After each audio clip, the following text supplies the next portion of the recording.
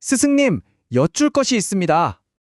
재승님, 제가 옛 의서들을 읽다 보니 한 가지 의문이 생겼습니다. 어찌하여 많은 기록에서 구기자가 사람을 오래 살게 하고 또 눈을 밝게 한다고 하는 것입니까? 그 기록만 봐서는 이건 마치 신선이나 먹는 약과 같아서요. 그 이치가 너무나 궁금합니다. 그래. 무엇이 그리 궁금하더냐? 예, 스승님.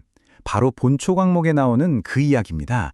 한 노인이 구기자를 먹고는 100살이 넘어서도 나는 듯이 걸음이 가벼워지고 심지어 흰머리가 다시 검어졌다지 않습니까? 아무리 생각해도 너무 과장된 이야기처럼 들려서 여쭙니다. 하하, 좋은 질문이다. 옛사람들의 글은 종종 시와 같아서 눈에 보이는 현상 그 너머의 깊은 이치를 그림처럼 보여주려 한 것이지. 그러니 이건 거짓이라기보단 일종의 비유라고 봐야 한다. 그 진짜 뜻을 알려면 먼저 구기자라는 약초의 본성부터 알아야겠지. 자, 모든 약초에는 저마다의 성질이 있단다. 우리가 김이 기위라고 부르는 것, 바로 그 맛과 기운 말이다. 구기자도 예외는 아니지. 저기 들에 핀 작은 꽃을 한번 보거라.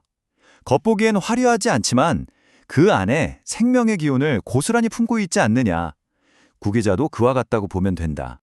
이게 무슨 뜻이냐 하면 억지로 몸에 열을 불어넣거나 아니면 차갑게 식혀버리는 그런 강한 약이 아니라는 게다. 그저 부족한 곳에 조용히 스며들어서 부드럽게 채워주는 그런 성질을 가졌다고 본 것이지.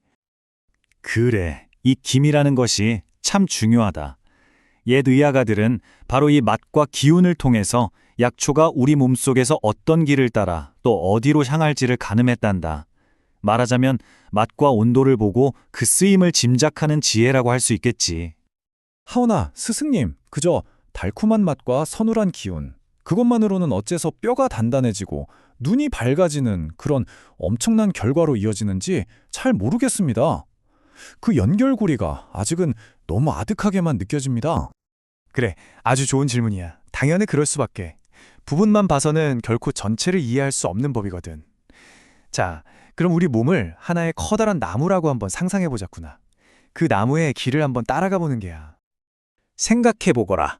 세상 모든 나무의 힘은 어디서부터 시작되겠느냐? 바로 깊은 땅 속에 있는 그 뿌리에서부터 시작되지. 옛 의가들이 말하는 신이라는 게 바로 이 뿌리에 해당한다. 단순히 물이나 거르는 기관으로 본 게 아니야. 우리가 부모로부터 물려받은 근본적인 생명에너지, 그 정수를 저장하는 곳, 그리고 우리의 성장과 노화, 그 모든 속도를 관장하는 바로 그 근원이라고 이해했던 게지. 뿌리가 튼튼해야 가지가 무성할 것이고, 가지가 영양분으로 가득해야 비로소 꽃이 아름답게 피어나는 법 아니겠느냐? 여기서 간의 역할이 바로 그거다.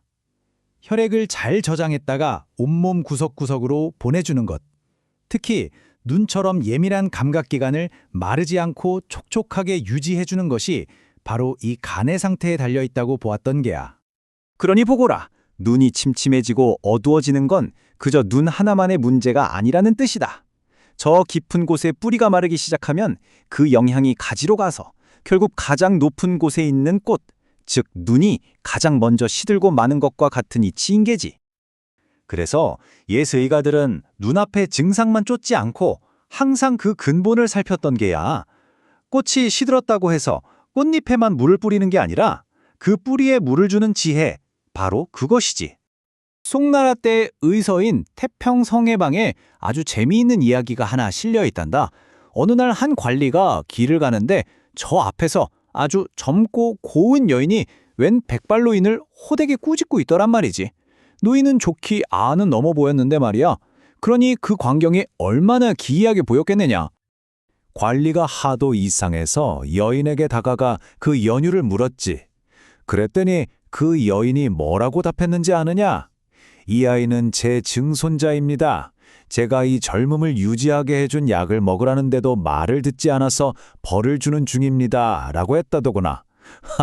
증손자가 90살인데 그 약의 힘이 실로 놀랍지 않으냐? 바로 그 여인이 말한 약이 다름 아닌 이 구기자 나무의 모든 부분이었던 게야. 봄에는 하늘의 정기를 담았다는 그 잎사귀를, 여름에는 장생의 꽃을, 가을에는 우리가 아는 이 구기자 열매를, 겨울에는 땅의 기운을 품은 뿌리 껍질을, 그리고 신선의 지팡이라 불리는 줄기까지. 나무의 모든 부분을 이용해서 우리 몸이라는 나무의 뿌리부터 가지, 꽃까지 온전히 영양을 공급했던 것이지. 스승님. 이제야 그 이치의 실마리가 조금 보이는 것 같습니다. 그러니까 예드의가들은 구기자를 단순히 눈에 좋은 약 이렇게 본 게 아니었군요.